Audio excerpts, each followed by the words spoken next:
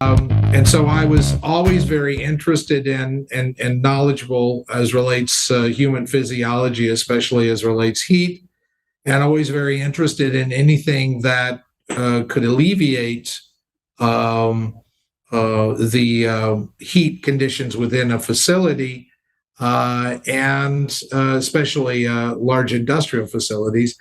And so the fans, the large fans, I don't know, it's just right there in front of us. I wrote a lot when I was with, when I had my previous company, which was a roof cooling company, which is about as primitive a technology as you could possibly get.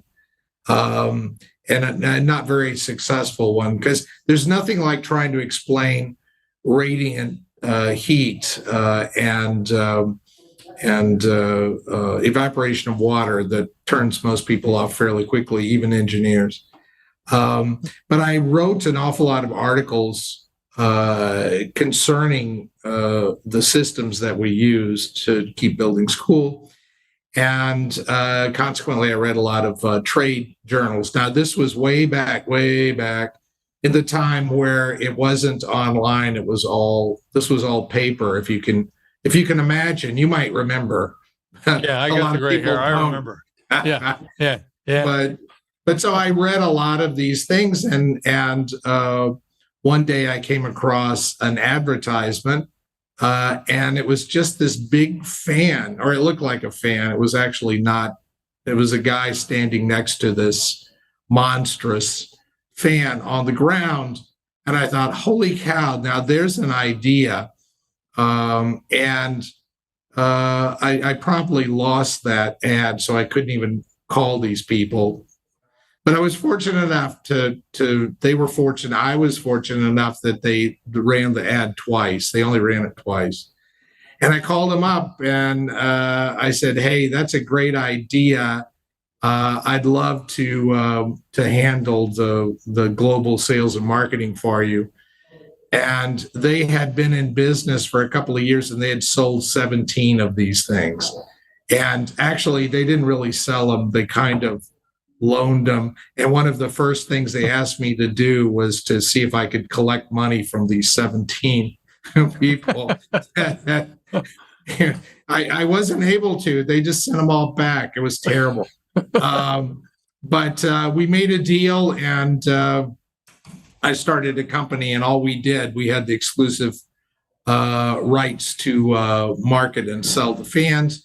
And I also had a buyout related to that. And so after a couple of years, I met the requirements and I bought the IP for the big fans. But it was an obvious market because, one, I knew the market. I mean, I knew everybody in the market. And in industrial, the maintenance guys, the maintenance supervisors, VPs, and I knew that this would solve that problem, or a problem that they had, so we were able to get it going, and it was fairly successful, though not as successful in the beginning as I thought it would be.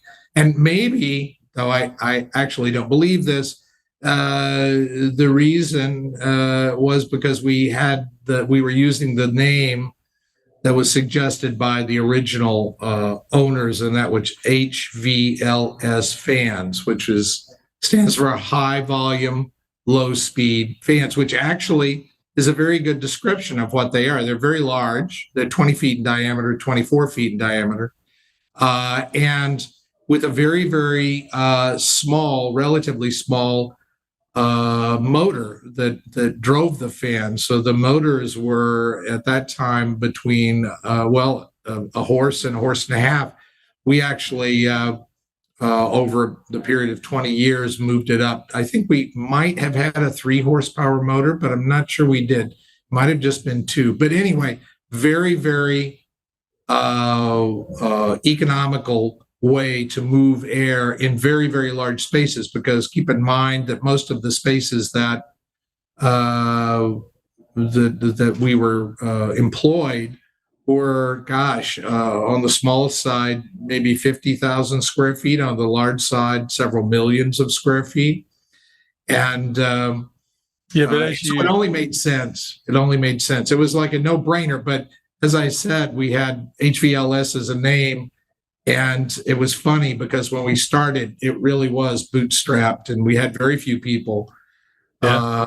And we'd have potential customers call us on the phone, and we'd say HVLS Fan Company, and there'd always be a pause. I was like, "Are you those guys that make the big ass fans?" "Oh yeah, that's who we are."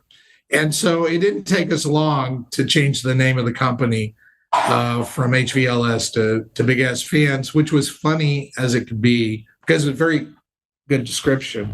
And we